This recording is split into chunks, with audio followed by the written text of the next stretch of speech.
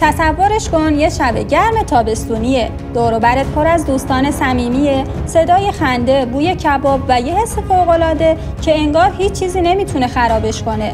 همه چی اونقدر آرومه که تصمیم میگیرید برای خنک شدن یه تنی به آب بزنید. آبی که سطحش مثل آینه صافه، هیچ موجی نیست، هیچ خطری دیده نمیشه. اما چیزی که نمیدونید اینه که درست چند متر اون طرفتر تو تاریکی مطلق زیر آب یه جفت چشم زرد رنگ بهتون خیره شده. یه هیولای 5 متری که ساعت‌هاست بی حرکت مونده و فقط منتظر یه اشتباه از سمت شماست. امشب میخوام داستان زنی رو براتون تعریف کنم که توی یه چشم به هم زدن جشن کریسمسش تبدیل به یکی از وحشتناکترین پرونده‌های حمله حیوانات در تاریخ استرالیا شد. داستانی که بهت ثابت میکنه گاهی وقتا حس ششمت یا همون دلشوره‌های بی‌دلیل تنها چیزیه که میتونه جونت رو نجات بده. حتما تا آخر این ویدیو با من باش، چون آخر این داستان یه رازی برملا میشه که مو به تن آدم سیخ میکنه. خب بذار اول از لوکیشن ماجرا شروع کنیم. وقتی اسم استرالیا میاد هممون یاد چی میافتیم؟ کانگوروهای بامزه و کوالاها. اگر اهل ماجراجویی باشید میدونید که استرالیا عملاً خونه خطرناکترین موجودات روی زمینه. از عنکبوت‌هایی که زهرشون تو چند دقیقه فلجت میکنه تا مارهایی که یه نیششون برای کشتن 10 نفر کافیه. اما رفقا، یه چیزی توی طبیعت وحشی شمال شرقی استرالیا وجود داره که از همه اینا ترسناکتره.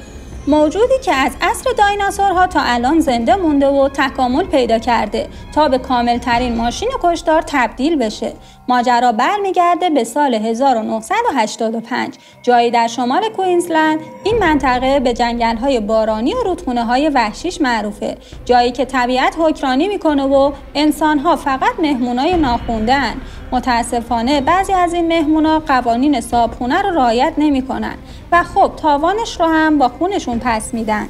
بیایید برگردیم به شب 21 دسامبر 1985. یه شب از یکی از شبها هوا گرم و شرجی بود. گروهی از دوستان قدیمی که همشون همدیگر رو خیلی خوب میشناختن تصمیم میگیرن قبل از اینکه درگیر شلوغی‌های روز کریسمس و مهمونی‌های خانوادگی بشن یه دوره همی خودمونی داشته باشن. اونا توی مزرعه پروانه تورنه قرار گذاشتن. ساعت حدود 11 شبه. با اینکه شبه ولی هوا هنوز به شدت گرمه. میدونید دیگه کریسمس توی استرالیا وسط تابستونه. بوی استیک و کباب فضا رو پر کرده.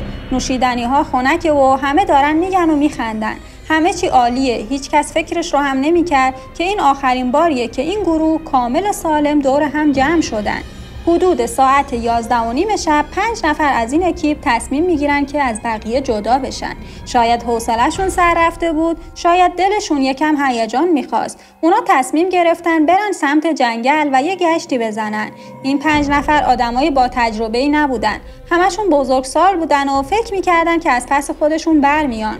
با خودشون گفتن میریم یه دوری میزنیم، شاید یه کوالایی چیزی دیدیم و زود برمیگردیم.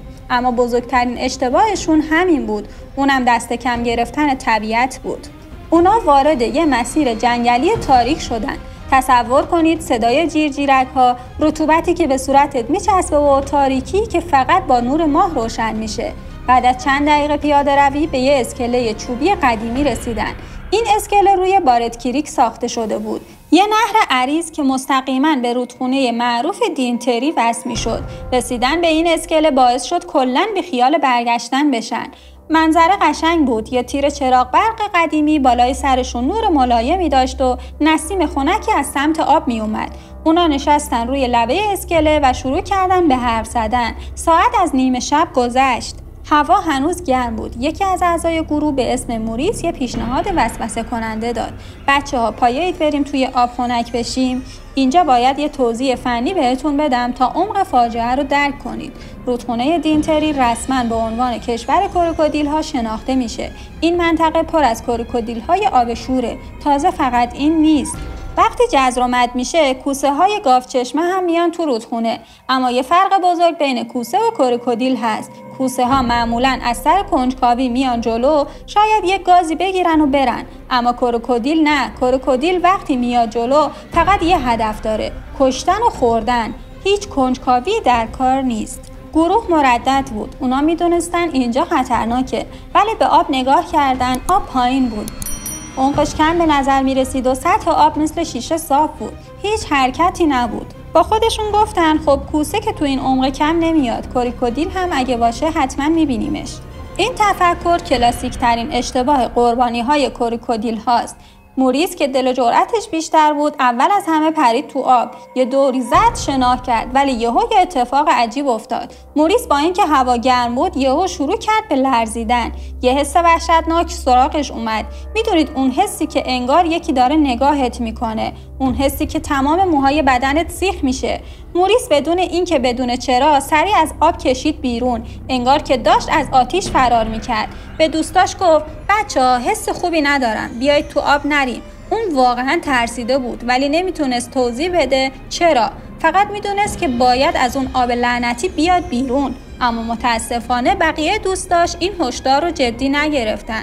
اونا دیدن موریس سالم اومد بیرون، پس با خودشون گفتن بابا این که چیزی نشد، پس امنه.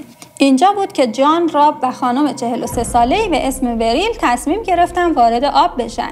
بریل که یه مغازه‌دار مهربون و شاد بود، فکر میکرد داره بهترین شب زندگیش رو میگذرونه. اونا وارد آب سیاه و کدر شدن و نزدیک اسکله ایستادن. حالا بیایید صحنه رو از دید شکارچی ببینیم. درست جایی که نور چراغ اسکله تموم میشد و تاریکی مطلق شروع میشد، یه غول 18 فوتی حدود 5.5 متر کمین کرده بود. این کروکودیل احتمالاً مدت‌ها بود که داشت اونا رو تماشا میکرد. کروکودیل ها استاد استتارن. اونا میتونن بدون ایجاد حتی یه موج کوچیک خودشون رو به قربانی برسونن. جنگل یهو ساکت شد. انگار طبیعت میتونست قراره چه اتفاقی بیفته. جان که توی آب بود یهو همون حس سرمایی که موریس گفته بود رو حس کرد. یه ترس فلج کننده. جان فهمید یه چیزی غلطه. خواست خودش رو بکشه بالا روی اسکله، اما دیر شده بود. یهو آب منفجر شد. صدای آب و فریاد قاطی شد. جان گیج شده بود. آب رفته بود توی چشم و بینیش. اون نمیدید چه خبره، ولی دوستاش که روی اسکله بودن صحنه‌ای رو دیدن که تا آخر عمر کابوس شب‌هاشون شد. یک کروکودیل عظیم و جثه آرواره‌های قدرتمندش رو دور بدن بریل قفل کرده بود. صحنه‌ای که شاهدان توصیف کردن وحشتناکه. صورت بریل، چشماش از شدت ترس گشاد شده بود، دهنش باز بود که جیغ بزنه، اما هیچ صدایی از گلوش خارج نمیشد. انگار شوک حمله قدرت تکلمش رو گرفته بود.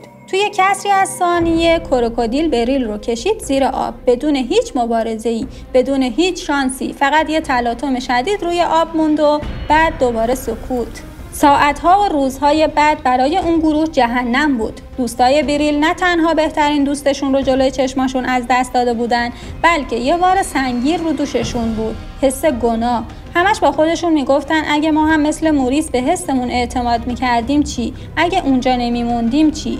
جسد بریل هرگز به طور کامل پیدا نشد. اما داستان اینجا تموم نمیشه. چند هفته بعد شکارچی‌های محلی یک کروکودیل غول‌پیکر رو توی همون منطقه کشتن. مردم محلی بهش میگفتن بیگ جیم. وقتی شکم این هیولا رو باز کردن، چیزی پیدا کردن که ثابت میکرد قاتل بریل کی بوده. توی سال 1985 هنوز تست DNA مثل امروز پیشرفته نبود، اما بقایای انسانی که پیدا شد به احتمال خیلی زیاد متعلق به بریل بود. این داستان یه درس خیلی مهم و ترسناک داره. طبیعت زیباست ولی بیرحمه. وقتی وارد قلمرو شکارچی‌ها میشید، قوانین انسانی شما هیچ اعتباری نداره.